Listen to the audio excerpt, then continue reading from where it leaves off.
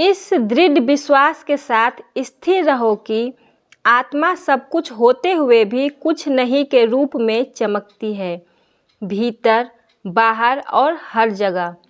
शुद्ध खुशी के भंडार को खोलने के लिए व्यक्ति को अपनी आत्मा का एहसास होना चाहिए। आत्मा अंधकार और प्रकाश से रहित स्वयं प्रकाशमान है और वह वास्तविकता है जो स्वयं प्रकट है। इसलिए किसी को इसके बारे में ऐसा या वैसा नहीं सोचना चाहिए।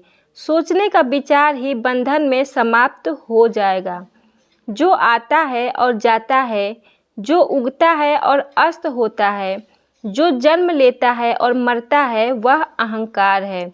जो हमेशा बना रहता है, कभी नहीं बदलता है और जो गुणों से रहित है, वह आत्मा है।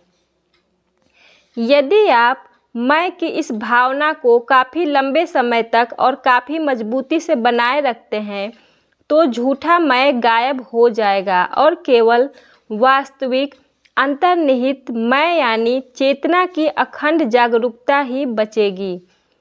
खुशी आपका स्वभाव है, इसकी चाह करना गलत नहीं है।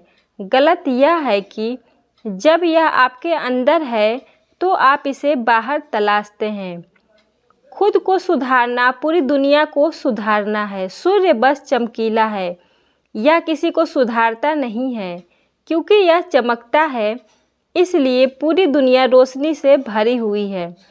खुद को बदलना पूरी दुनिया को रोशनी देने का एक तरीका है। भविष्य के बारे में क्यों परेशान हो रहे हो?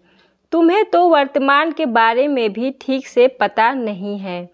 वर्तमान का ख्याल रखो, भविष्य खुद ही अपना ख्याल रखेगा। मैं कौन हूँ? शरीर नहीं, क्योंकि यह सड़ रहा है। मन नहीं, क्योंकि मस्तिष्क भी शरीर के साथ सड़ जाएगा। व्यक्तित्व नहीं, न ही भावनाएं, क्योंकि ये भी मृत्यु के साथ नष्ट हो जाएंगी। मन से कैसे छुटकारा पाया जाए? क्या मन ही है जो खुद को मारना चाहता है? मन खुद को नहीं मार सकता। इसलिए आपका काम मन की असली प्रकृति को खोजना है। तब आपको पता चलेगा कि मन है ही नहीं। जब आत्मा की खोज की जाती है तो मन कहीं नहीं होता। आत्मा में निवास करने से मन की चिंता करने की जरूरत नहीं होती। शुद्ध मन स्वयं ब्रह्मा है। अतः यह निष्कर्ष निकलता है कि ब्रह्मा ऋषि के मन के अतिरिक्त और कुछ नहीं है। ज्ञानी को आत्मा से अलग कुछ भी नहीं दिखता। आत्मा सर्वथा प्रकाशमान है और केवल शुद्ध ज्ञान है। इसलिए उसकी दृष्टि में कोई अज्ञान नहीं है। यह तथ्य है कि हम मुक्ति की कामना करते हैं। यह दर्शाता है कि सभी बंधनों से मुक्ति ही हमारा वास्तविक स्वभाव है। इसे नए सिरे से हासिल नहीं किया जा सकता। बस इतना ही जरूरी है कि हम इस गलत धारणा से छुटकारा पा लें कि हम बंधे हुए हैं।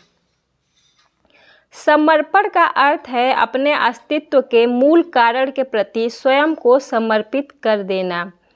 जो कुछ भी समझा या अनुभव किया जा सकता है वह कभी भी शाश्वत सत्य नहीं हो सकता। अज्ञात ही सत्य है। आप अपने अनंत अस्तित्व की सच्ची प्रकृति पर सीमाएं लगाते हैं। फिर आप सिर्फ एक सीमित प्राणी होने से नाखुश हो जाते हैं। फिर आप इन गैर मौजूद सीमाओं को पार करने के लिए आध्यात्मिक अभ्यास शुरू करते हैं। लेकिन अगर आपका अभ्यास ही इन सीमाओं के अस्तित्व को दर्शाता है, तो वे आपको उनसे पार जाने की अनुमति कैसे दे सकता है? रमन महर्षि के उद्धरण आत्मजांच, आंतरिक शांति और अपने सच्चे स्वरूप की प्राप्ति पर जोर देते हैं। उनकी शिक्षाएं इस विचार के इर्द गिर्द घूमती हैं कि स्वयं या मैं ही अंतिम सत्य है और इस स्वयं के स्रोत की खोज करके हम अहंकार और सांसारिक आसक्तियों के भ्रम से ऊपर उठ सकते हैं।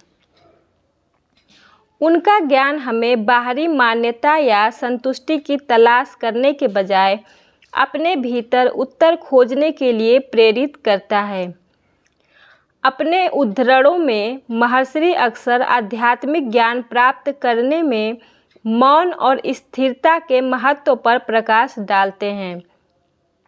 वे विकर्षणों और मानसिक अशांति से मुक्त जीवन जीने की वकालत करते हैं। सुझाव देते हैं कि मन को शांत करके व्यक्ति चेतना की गहरी परतों तक पहुंच सकता है। उनके शब्द आध्यात्मिक विकास चाहने वालों के लिए मार्गदर्शक हैं, जो हमें याद दिलाते हैं कि हम जो उत्तर खोज रहे हैं वे पहले से ही हमारे भीतर हैं, जिन्हें आत्मनिरीक्षण, ध्यान और आत्म जागरूकता के माध्यम से खोजा जाना है। उनकी गहन लेकिन सरल शिक्षाएं दुनिया भर के आध्यात्मिक साधकों को प्रेरित करती रहती है, उन्हें भौतिक दुनिया की सतह से परे देखने और अस्तित्व के शाश्वत सत्य को महसूस करने का आग्रह करती हैं। धन्यवाद।